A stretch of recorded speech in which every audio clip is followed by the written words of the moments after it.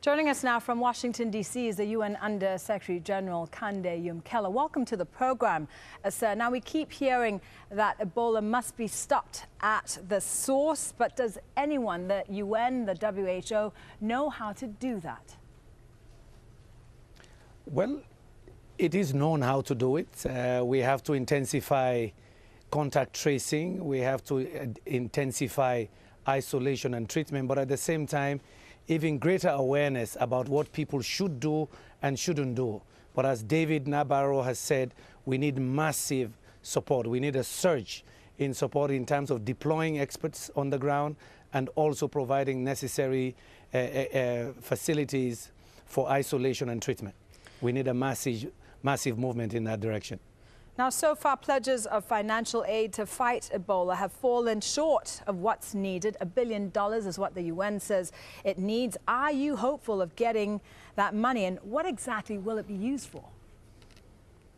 Well, I'm hopeful that it will happen. As you know, President Obama has raised the Ebola issue as a national security threat.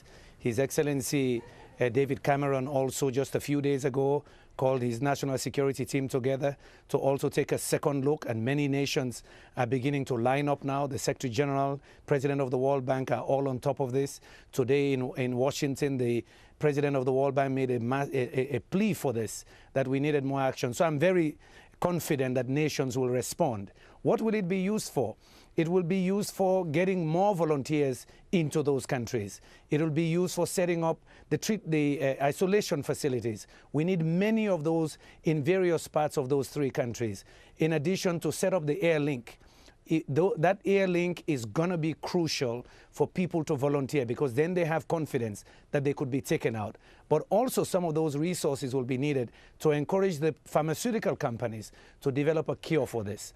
It is important to emphasize that this is a clear and present danger to global biosecurity. That's the way they should be viewed now. Now, we've heard the US, the UK to implement Ebola screening at airports and Eurostar train stations, among other things. But the Ebola virus can take a while to incubate, and these screening measures might actually miss cases, mightn't they, as we saw in the US with that Liberian man who died from Ebola. Is anyone considering banning travel completely from the worst affected West African countries? I think that would be the worst thing to do. You don't ban travel in those countries.